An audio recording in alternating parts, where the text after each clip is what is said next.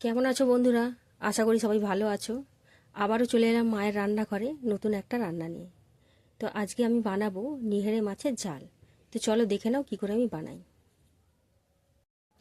নিহেরে মাছের ঝাল বানানোর জন্য এখানে আমি কী নিয়েছি দেখিয়ে দেবো। একটা বড় সাইজের টমেটো আমি কুচিয়ে নিয়েছি। 3টে মাঝারি সাইজের পেঁয়াজ আমি কুচি করে কেটে নিয়েছি। আদা 2 গাঁটের মতন আমি এখানে কুচি করে নিয়েছি। এখানে 6 কোয়া 7 কোয়ার মতন রসুন আমি নিয়ে নিয়েছি। এই আদা আর রসুনটা আমি শিলে বেটে নেব। কড়া গরম হয়ে গেছে, দিয়ে দেবো সর্ষের তেল।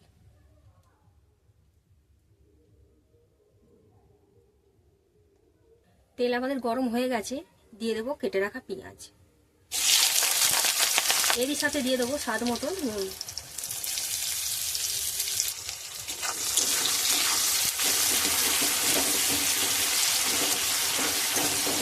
পেঁয়াজগুলো ভালো করে লাল লাল করে ভেজে নেব। বন্ধুরা তোমরা দেখতেই পাচ্ছ পেঁয়াজটা আমাদের লাল লাল করে ভাজা হয়ে গেছে। এবারে একে একে সব উপকরণগুলো দিয়ে দেবো। টমেটো কুচি, আদা রসুন বাটা, হলুদ গুঁড়ো, লঙ্কার গুঁড়ো, ঝালটা যে যার বুঝে দেবে, সামান্য পরিমাণ চিনি। এবারে মশলাটা ভালো করে কষিয়ে নেব।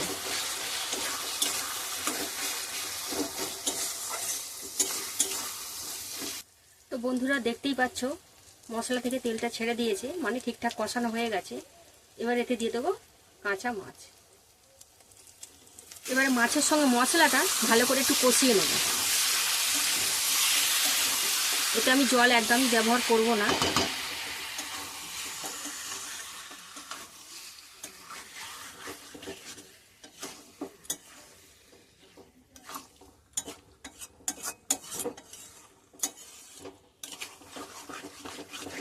কাঁচা মাছগুলো মশলার সঙ্গে ভালো করে আমি কষিয়ে নিয়েছি হালকা করে। এতে আর জল দেব না। এইভাবে ধিমি আঁচে 10 থেকে 15 মিনিট রেখে দেব।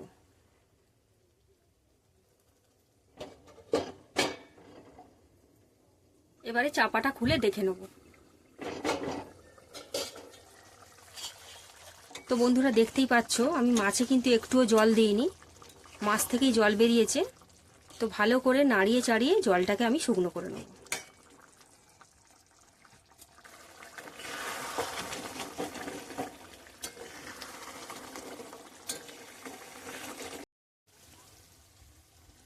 তো বন্ধুরা দেখতেই পাচ্ছ মাছের জলটা শুকিয়ে গেছে, তেল উপর থেকে উঠে এসছে। তার মানে মাছটা আমাদের হয়ে গেছে, এবারে নামিয়ে নেব। তো বন্ধুরা মায়ের থেকে শেখা এই রান্নাটা আমি করলাম। তোমরাও একবার বাড়িতে বানিয়ে খেয়ে দেখো, আশা করছি ভালো লাগবে।